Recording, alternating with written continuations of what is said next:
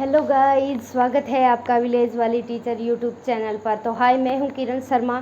तो कल हमने स्किनर के बारे में पढ़ा था। स्किनर ने जो 6 क्षेत्र बताए थे, फील्ड बताए थे व्यक्तिगत विभिन्नता के, ठीक है, वो चीज़ें हमने पढ़ ली है। और कल वाली वीडियो अगर आपने नहीं देखी है तो कल वाली जाके आप वीडियो देख सकते हैं। तो आज हम क्या पढ़ने वाले हैं? आज हम ऐसे कुछ सामान्य फील्ड पढ़ेंगे जो व्यक्तिगत विभिन्नता के क्षेत्र में हमें अलग करते हैं, ठीक है। क्या पढ़ने वाले हैं हम? व्यक्तिगत विभिन्नता के सामान्य क्षेत्र। हमने स्किनर ने जो 6 क्षेत्र बताए थे, 6 फील्ड बताए थे, उसके बारे में डिटेल में चर्चा कर ली है। अगर कल वाली वीडियो अगर आपने नहीं देखी है तो वहाँ कल वाली जाके आप वीडियो देख सकते हैं। तो चलिए आज कुछ सामान्य फील्ड पढ़ेंगे जिससे हमें ये पता चलता है कि यहाँ हमें व्यक्तिगत विभिन्नताएं दिखाई देती है। चलिए 1 बाय 1 शुरू करते हैं। अगर आप हमारे चैनल पर नए हैं तो हमारे चैनल को ज़रूर सब्सक्राइब कर लें और लाइक भी करें और प्रेस आइकन दबा दें ताकि जैसे ही वीडियो अपलोड हो आपको तुरंत जानकारी मिले और आपका सीटेट जल्दी से और आसानी से क्रैक हो जाए, ठीक है। तो चलिए शुरू करते हैं, टू द पॉइंट बात करेंगे। और ये आप विश्वास बना के रखें, ये 2-3 नहीं बहुत सारी किताबों का निचोड़ है जो ऑथेंटिक बुक होती है, उसमें से पहले नोट्स बना के फिर मैं आपको सिलेबस करवा रही हूँ। आप वीडियो को बीच में स्किप न करें, पूरा वीडियो देखें क्योंकि यहाँ डिटेल में डिस्कशन किया जा रहा है। और सीटेट में हमेशा कंसेप्चुअल क्वेश्चन पूछे जाते हैं और एक भी क्वेश्चन आपका बाहर नहीं होगा। रेयर एक आधा, अगर 30 में से एक आधा क्वेश्चन बाहर जाता है तो वो तो हर एग्ज़ाम में ही जाता है। बाकी आप अगर आपने इस चैनल पर विश्वास बनाया है तो आपका विश्वास ज़रूर पूरा करेंगे क्योंकि सबसे पहले मैं आपके लिए मेहनत करती हूँ, ठीक है, फिर आपके पास कंटेंट भेजा जाता है। तो चलिए आज हम पढ़ते हैं व्यक्तिगत विभिन्नता के सामान्य क्षेत्र, यानी हम किस किस फील्ड में हमारे अंदर व्यक्तिगत विभिन्नताएं दिखाई देती है। नंबर एक है शारीरिक क्षेत्र, ठीक है। शारीरिक फील्ड, फिजिकल फिटनेस में, ठीक है, कोई भी सेम नहीं होता। चेहरे का हाव भाव है, दिखने में किसी की हाइट ज़्यादा होगी, कोई नाटा होगा, किसी की एवरेज हाइट होगी, ठीक है। तो शारीरिक क्षेत्र में भी हमें व्यक्तिगत विभिन्नताएं दिखाई देती है। फिर दूसरा है मानसिक क्षेत्र। मानसिक क्षेत्र हमें कैसे अलग करता है? हम बुद्धि को मान के चलते हैं यहाँ, जैसे कोई प्रतिभाशाली है, सुपीरियर है, ठीक है, और फिर एवरेज है। हम IQ टर्मन वाले में, ठीक है, पिछले वाली वीडियो में हम टर्मन और NCERT का बुद्धि लब्धि की सारणी पढ़ चुके हैं, आप वहाँ जाकर देख सकते हैं। प्रतिभाशाली, मंद बुद्धि और एवरेज का IQ, ठीक है। तो प्रतिभाशाली होगा, सुपीरियर होगा, फिर एवरेज होगा, ठीक है, और फिर मंद बुद्धि या बैकवर्ड बच्चे हैं। यानी कहने का तात्पर्य ये है कि कोई भी बुद्धि के हिसाब से भी सेम नहीं होते, सिमिलर दिखाई नहीं देते, ठीक है। कोई सुपीरियर है तो कोई एवरेज है तो कोई डल या बैकवर्ड है। मंद और मंगोलिज्म भी हो सकते हैं, ठीक है। तो बुद्धि के क्षेत्र में भी हमें व्यक्तिगत विभिन्नताएं पाई जाती है। फिर है सावेगिक भिन्नता, ठीक है। इमोशंस में भी हमारे विभिन्नताएं पाई जाती है। 14 प्रकार के इमोशंस होते हैं जो मैकडूगल ने प्रस्तावित किए थे, ठीक है। वो आगे हम पढ़ेंगे, डिटेल में पढ़ेंगे उसके बारे में, ठीक है। हालांकि सीटेट में संवेगात्मक इंटेलिजेंस भी नहीं दे रखा टॉपिक, तो डिटेल में नहीं पढ़ेंगे। एक बार हम बेसिक थोड़ा सा याद जान लें। जो इमोशंस है, इमोशंस के ऊपर मैकडूगल ने काम किया था और 14 संवेग बताए थे। जो हमारे 14 संवेग होते हैं वो टाइम टू टाइम हमारे बाहर दिखाई देते हैं। कई बार हम बहुत खुश दिखाई देते हैं, कई बार गुस्से में होते हैं, किसी से हमें ईर्ष्या भी होती है। 14 मूल प्रवृत्तियां बताई थी और 14 ही संवेग बताए थे, इमोशंस बताए थे। यानी हर किसी का भी जो इमोशंस है ना वो सेम नहीं होते, ठीक है। कोई ज़्यादा गुस्से वाला होता है, कोई खुश मिजाज होता है, किसी को किसी से जेलस होती है, कोई किसी से घृणा करता है। तो इमोशंस के आधार भी हम एक दूसरे से डिफरेंट होते हैं, ठीक है। फिर है सामाजिक विकास में भिन्नता, ठीक है। जो हमारा जो सोशल डेवलपमेंट है उसमें भी विभिन्नता पाई जाती है। कोई हिंदू धर्म को मानता है, कोई इस्लाम धर्म को मानता है, कोई ईसाई धर्म को मानता है, सभी के अलग अलग आराध्य देव है। तो समाज में रहते हुए भी हमारे समाज में विभिन्नताएं दिखाई देती है। हमारा किसी का अलग खान पान होता है, गांव का अलग खान पान होता है, शहरों का अलग खान पान होता है, ठीक है। तो समाज के अकॉर्डिंग भी हमें विभिन्नताएं दिखाई देती है और पहनावे में भी खास अंतर दिखता है। लेडीज़ का शहर में अलग पहनावा होता है और गांव की महिलाएं जैसे घूंघट करती हैं उनका अलग होता है। तो ये सामाजिक विभिन्नताएं से रिलेटेड होता है, ठीक है। फिर है उपलब्धियों के आधार पर, यहाँ की क्या बताया जाता है, व्यावसायिक आधार पर, ठीक है, यानी अचीवमेंट के आधार पर भी हमें विभिन्नताएं पाई जाती है। कोई डॉक्टर बनता है, कोई इंजीनियर बनता है, कोई टीचर है, कोई आध्यात्मिक गुरु बनता है, कोई राजनेता है। यानी हमारी जो अचीवमेंट है वो बुद्धि लब्धि तो डिसाइड करेगी। हम अगर अच्छा आईक्यू रखते हैं तो हमें अगर अच्छा इन्वायरमेंट मिला है, अच्छा इन्वायरमेंट मिलने पर हम अपने पोटेंशियल तक जा सकते हैं। हमारे अंदर कितनी संभावनाएं हैं, हम अधिकतम विकास तक काम कर सकते हैं, ठीक है।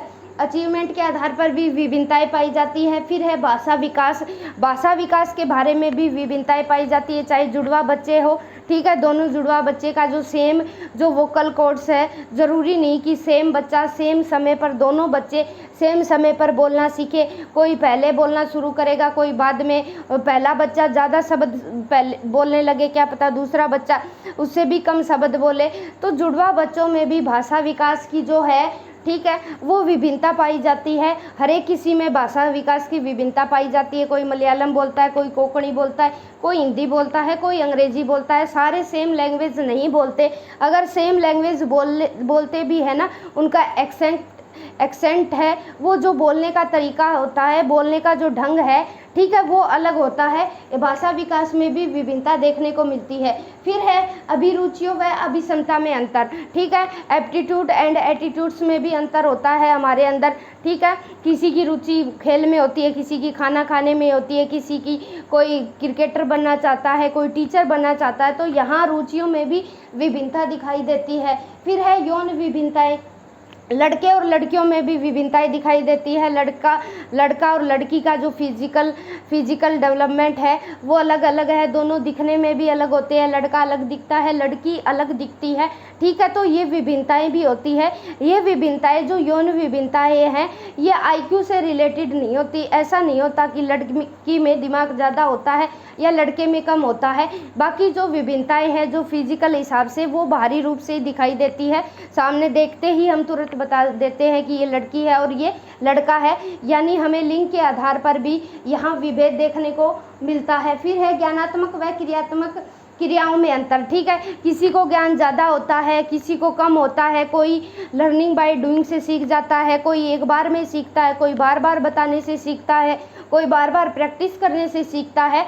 तो यहाँ ज्ञानात्मक व क्रियात्मक एक्टिविटीज़ में भी डिफरेंस दिखाई देता है। फिर है नंबर 10 व्यक्तित्व में अंतर, यानी पर्सनैलिटी में भी अंतर पाया जाता है, ठीक है। कोई दिखने में हट्टा कट्टा बिल्कुल सुंदर दिखता है, किसी की पर्सनैलिटी बड़ी डल होती है, चेहरे पे उदासी दिखाई देती है, उदास चेहरा होता है, किसी का लटका होता है, कोई खुशमिजाज होता है। जैसे ही वो किसी से मिलता है सब उससे अट्रैक्टिव हो जाते हैं। तो व्यक्तित्व में भी अंतर दिखाई देता है। फिर चारित्रिक में अंतर, किसी करेक्टर में भी अंतर पाया जाता है, ठीक है। करेक्टर चरित्र में भी सभी के अंतर पाया जाता है और इमोशन से भी जुड़ जाता है करेक्टर की। कोई ज़्यादा गुस्से की प्रवृत्ति वाला होता है, कोई सारा दिन हंसता रहता है, कोई सारा दिन रोता रहता है। तो ये करेक्टर की में भी विभिन्नताएं पाई जाती है। ये थे कुछ बेसिक जानकारी जो व्यक्तिगत विभिन्नता डिसाइड करती है कि हम इस फील्ड में एक व्यक्ति से या अपने आप से कंपैरिजन में हम अलग हो सकते हैं, ठीक है। एक बार फिर से रिकैप कर लेंगे। शारीरिक क्षेत्र, मानसिक क्षेत्र, सावेगिक क्षेत्र, विभिन्नता, सामाजिक विकास में भिन्नता, उपलब्धियों के आधार पर व्यावसायिक आधार खासकर बताया है। भाषा विकास, अभिरुचियों व अभिक्षमता में अंतर, यौन विभिन्नताएं, ज्ञानात्मक व क्रियात्मक क्रियाओं में अंतर, व्यक्तित्व में अंतर, चारित्रिक में अंतर। तो ये कुछ सामान्य फील्ड थे जो ऑल ओवर सभी पर लागू होते हैं। इनमें डिफरेंसेस हमें देखने को मिलते हैं। और जो कल हमने पढ़े थे वो स्किनर ने दिए थे। ये एनसीईआरटी में भी मान्यता प्राप्त है क्योंकि वो स्किनर ने दिए हैं। अलग से 6 फील्ड है, यानी हमें इसमें भी जो डिफरेंस है वो देखने को मिलता है। और ये थे सामान्य, ठीक है। फिर क्या है, एक बार आप स्क्रीनशॉट ले लीजिए। फिर है व्यक्तिगत विभिन्नता के कारण, यानी हम अलग क्यों दिखाई देते हैं, कौन कौन से ऐसे रीजन हैं जिसके कारण हमें इंडिविजुअल डिफरेंसेस पाई जाती है। नंबर 1 सबसे बड़ा फैक्टर है आनुवंशिकता, यानी हमारी हेरिडिटी। हमारी हेरिडिटी हमें एक दूसरे से अलग करती है, चाहे हम बहन भाई भी हैं, ठीक है, आपस में चाहे एक ही पेरेंट्स की संतानें हैं, फिर भी हमें जो व्यक्तिगत विभिन्नता है वो दिखाई देती है, ठीक है। वातावरण भी, एनवायरनमेंट भी भूमिका निभाता है। एनवायरनमेंट के हिसाब से भी हमें जो रंग है, रूप है, आकार है, साइज है, उसमें भी हमें डिफरेंस दिखाई देने लगता है। फिर है प्रजाति एवं राष्ट्रीयता, यानी हम कौन से नेशन में रहते हैं, कौन सी हमारी प्रजाति है। जानवरों में अलग तरह के डिफरेंसेस पाए जाते हैं, ह्यूमन बीइंग में अलग तरह के डिफरेंसेस पाए जाते हैं, ठीक है। इंडिया की कंट्री का होगा, उसकी मीडियम जो हाइट है वो मीडियम होगी, और चाइना के लोग होते हैं, उनकी आंखें अलग प्रकार की होती है। तो जिस भी नेशंस के पर्सन होते हैं ना, उसमें वो व्यक्तिगत विभिन्नताएं देखने को मिलती है, ठीक है। जैसे साउथ अमेरिका में, अफ्रीका में चले जाए, वहाँ के लोगों का रंग बहुत काला होता है, ठीक है। तो अलग अलग नेशंस के हिसाब से भी हमें व्यक्तिगत विभिन्नता देखने को मिलती है।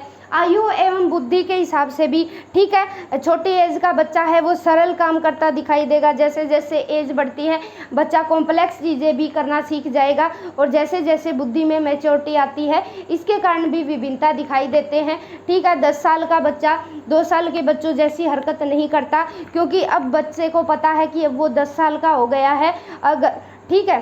तो 10 साल का बच्चा है वह 2 साल के बच्चे जैसी एक्टिविटी कभी नहीं करेगा, और जो 2 साल का बच्चा है वो 10 साल के बच्चे से हमेशा अलग दिखाई देगा। तो ये भी इंडिविजुअल डिफरेंसेस है, ठीक है। फिर आती है मैच्योरिटी। मैच्योरिटी किसी में पहले आ जाती है, एज छोटी एज है फिर भी बच्चा मैच्योर हो जाता है। कई बार एज बढ़ने के बाद भी किसी में मैच्योरिटी नहीं आती, ठीक है। फिर लिंग है, लिंग भी विभिन्न बनाते हैं, हमें इंडिविजुअल डिफरेंसेस बनाते हैं। पुरुष का अलग योगदान है समाज में, महिला का अलग योगदान है। फिर है आर्थिक स्थिति एवं शिक्षा। हमारी जो इकोनॉमिकल कंडीशन है और जो एजुकेशन है वो भी हमें अलग बनाती है इंडिविजुअल डिफरेंसेस से। हमने कैसी शिक्षा ली है, हमें कैसे संस्कार मिले हैं, ये चीज़ें भी हमें इंडिविजुअल डिफरेंसेस बनाती है, तय करती है। फिर शिक्षा में हम डिफरेंस कैसे है, जैसे कोई तो साक्षर है और कोई निरक्षर है, यानी शिक्षित कह लीजिए या अशिक्षित कह लीजिए, ठीक है। और पढ़े लिखे का नज़रिया है वो अलग होता है, और जो अनपढ़ लोग हैं उनका नज़रिया अलग होता है। वो नज़रिया ही हमें अलग व्यक्तिगत विभिन्नताओं में शामिल होता है, ठीक है। व्यक्तिगत विभिन्नता डिसाइड करता है। फिर है कक्षा कक्ष में भी विभिन्नता पाई जाती है। कक्षा कक्ष में 2 तरह की विभिन्नताएं पाई जाती है। कैसे, जैसे कोई भी कक्षा कक्ष है, कक्षा कक्ष में ना, सेम कक्षा कक्ष में ना, एक कक्षा कक्ष में सारे जो बच्चे हैं वो सेम नहीं होते, वो अलग अलग हेरिडिटी से आएंगे, अलग अलग एनवायरनमेंट से आएंगे, सबका आईक्यू सेम नहीं होगा, कुछ एवरेज होंगे, कुछ डल होंगे, कोई सुपीरियर होगा, कोई वेरी सुपीरियर होगा। तो हर कैटेगरी के बच्चे आएंगे, ठीक है। तो यहाँ 2 भागों में बांटा गया। एक तो सामान्य बालक होगा, ठीक है। सामान्य बालक जिसका आईक्यू 90 से 109 के बीच होगा, वो एवरेज बालक होगा, जो हर क्लासरूम में पाया जाएगा। 50% क्लासरूम में यही बच्चे होते हैं, क्योंकि जो दुनिया में है, जो टर्मन ने बताया था, जो एवरेज आईक्यू के इंसान है वो 60% है, और एनसीईआरटी 50% एवरेज आईक्यू वाले पर्सन्स को मानती है, ठीक है। फिर सामान्य बालक पाए जाएंगे हर कक्षा कक्ष में, और फिर विशिष्ट होते हैं। विशिष्ट बालक कौन होते हैं, सामान्य बच्चे से किसी भी प्रकार से वो भिन्न हो सकते हैं, ठीक है। यानी मेंटल, फिजिकल, सोशियो इकोनॉमिकल किसी भी कंडीशन से अलग हो सकते हैं, वो आएंगे विशिष्ट बालक। विशिष्ट में देखो क्या क्या आ सकता है, पिछड़ा बालक विशिष्ट हो सकता है, सृजनात्मक क्रिएटिव बालक भी, ठीक है। फिर है प्रतिभाशाली, मंदबुद्धि और वंचित, ये सभी कैटेगरी विशिष्ट बालक में आएगी, याद रख लेना, ठीक है। ये विशिष्ट बालक हो गए सभी। पिछड़ा हो गया, सृजनात्मक हो गया, प्रतिभाशाली हो गया, मंदबुद्धि हो गया, वंचित हो गया। यानी ये जो कैटेगरी है ये भी कहीं ना कहीं हमें व्यक्तिगत विभिन्नताओं का कारण बनती है, ये भी हमें एक दूसरे से अलग करती है, चाहे विशिष्ट बालक की कैटेगरी है या सामान्य बालक की कैटेगरी है, ठीक है। फिर एक अच्छे अध्यापक को इंडिविजुअल डिफरेंसेस का ज्ञान होना ज़रूरी है, ताकि वो हर बच्चे के हिसाब से, एवरेज के हिसाब से, मंदबुद्धि, सुपीरियर के हिसाब से अपने क्लास की जो शिक्षण विधियाँ है उनको सुचारू रूप से लागू कर सके और हर बच्चे को मुख्य धारा से जोड़ सके। तो एक बार फिर से रिकैप करेंगे। शिक्षा में विभिन्नता हमने दो तरह की पढ़ी, साक्षर बताया और निरक्षर बताया। ठीक है, यानी साक्षरता और निरक्षरता हमें एक दूसरे से अलग करती है। फिर है कक्षा कक्ष में विभिन्नता, दो भागों में हमने बांटा, सामान्य बालक और विशिष्ट बालक। क्या बांटा? सामान्य बालक और विशिष्ट बालक। सामान्य बालक पता है एवरेज होते हैं जिनका IQ 90 से 109 होता है। ठीक है, NCERT और टर्मन दोनों ही इनका IQ 90 से 109 मानते हैं, जो एवरेज बच्चे हैं। ठीक है, और विशिष्ट बालक हम पढ़ेंगे, CTET में अलग से टॉपिक भी दिया गया है विशिष्ट बालक। इनके बारे में हम डिटेल पढ़ेंगे नेक्स्ट आने वाली वीडियो में। ये पिछड़ा बालक भी हो सकता है। पिछड़ा बालक वो होता है किसी न किसी कारण से जो सामान्य बच्चों से छूट गया हो, पीछे छूट गया हो। ठीक है, चाहे वो होमवर्क नहीं कर रहा है या साथ में जो लेसन चल रहा है उसके साथ अपडेट नहीं है या वो अटेंशन नहीं दे पा रहा। ठीक है, पिछड़ा बालक ज़रूरी नहीं है कि उसका जो IQ है वो कम है वही पिछड़ा बालक हो सकता है। किसी ऐसे कारण से, फैमिली रीजन से, या कोई बच्चे का ध्यान नहीं लग रहा पढ़ाई में, या जो शिक्षण विद्या है वो बच्चे की रुचि के हिसाब से नहीं है, इसके कारण भी बच्चा पिछड़ सकता है। लेकिन बर्ट महोदय ने पिछड़े बच्चों पर अध्ययन किया और उन्होंने बताया कि जो पिछड़े बालक है उनका IQ 85 होता है। याद रखें, बर्ट ने अध्ययन किया था इस पे। फिर है सृजनात्मक, क्रिएटिव बालक। ठीक है, क्रिएटिव जो बच्चा है, सामान्य IQ का बच्चा है, वो भी क्रिएटिव हो सकता है। यहाँ ज़रूरी नहीं है कि उस बच्चे का IQ ज़्यादा हो। ठीक है, फिर है प्रतिभाशाली। प्रतिभाशाली तो वही बच्चा होगा जिसका IQ 110 से ऊपर होगा। ठीक है, वो ध्यान रखना, प्रतिभाशाली बच्चा होगा। मंदबुद्धि क्या होगा? ठीक है, 70 कल हमने पढ़ा था टर्मन की सारणी में, जिसका IQ 70 से कम होता है। ठीक है, जिन्हें हम केवल सामान्य ही एक्टिविटी सिखा सकते हैं, जैसे नहाना हो गया, खाना खाना हो गया, टॉयलेट जाना हो गया। सिर्फ वो बच्चा जिसका 50% IQ होता है, 50 IQ रहता है, वो बच्चा होता है मंदबुद्धि। वंचित हो गया, यानी वंचित का मतलब है बच्चे को अच्छे स्कूल में एडमिशन नहीं मिला, खाने के लिए भोजन नहीं मिला, तो वो किसी भी फील्ड में वंचित हो सकता है। ठीक है, वो बालक हो सकता है। तो ये जितनी सारी चीज़ें हैं, ठीक है, कक्षा कक्ष में विभिन्नता हो गई, शिक्षा में विभिन्नता हो गई, हेरिडिटी हो गया, एनवायरनमेंट हो गया, स्पीसीज हो गई, नेशन हो गया, एज हो गई, इंटेलिजेंस हो गई, मैच्योरिटी हो गई, लिंग हो गया, ठीक है, जेंडर हो गया, इकोनॉमिकल कंडीशन और एजुकेशन हो गई। ये सारे के सारे फैक्टर इंडिविजुअल डिफरेंसेस क्रिएट करते हैं। ये रीजन है। ठीक है, इसी के कारण हम एक दूसरे से अलग दिखाई देते हैं, और ये जो अलग दिखाई देना है ये अच्छी बात है, न कि ये कोई नेगेटिव पॉइंट नहीं है। तो ये था हमारा व्यक्तिगत विभिन्नता के सामान्य क्षेत्र हमने पढ़ लिए, और व्यक्तिगत विभिन्नता के कारण पढ़ लिए, यानी किन किन फैक्टर के कारण हमें व्यक्तिगत विभिन्नता देखने को मिलती है। एक बार फिर से आप स्क्रीनशॉट ले लीजिए और हैंड रिटन नोट्स ज़रूर बनाते रहें, ताकि जब लास्ट समय हमारे पास हो हम फिर से रिकैप कर सकें। ठीक है, क्योंकि ह्यूमन जो इंटेलिजेंस है उसकी भी एक सीमा है, क्योंकि एक समय के बाद हम बहुत सारी चीज़ें भूल जाते हैं, लेकिन बार बार हम थॉर्नडाइक का नियम जैसे बार बार लॉ ऑफ एक्सरसाइज करेंगे। ठीक है, उपयोगिता का नियम बताया था उन्होंने, बार बार हम प्रैक्टिस करेंगे तो वो फिर चीज़ें फीड होती जाएगी। ठीक है, लिख के हैंड रिटन नोट्स ज़रूर बनाते रहे। अगर आप हमारे चैनल पर नए हैं तो चैनल को प्लीज़ सब्सक्राइब करें और विश्वास बनाए रखें, क्योंकि इससे अच्छा कंटेंट तो हर जगह मिलता है। बेस्ट बुक हमारे पास भी है, घर पर भी पढ़ सकते हैं हम, लेकिन हम किस वे से पढ़ा रहे हैं, जो टीचर का टीचिंग स्टाइल है वही डिपेंड करता है कि आसान लैंग्वेज में हमें किस टीचर की अच्छे से समझ में आती है। अगर आपको मेरी चीज़ें अगर समझ में आ रही है तो हमारे चैनल से जुड़े रहिए, और CTET अब की बार हम ज़रूर करेक्ट करेंगे।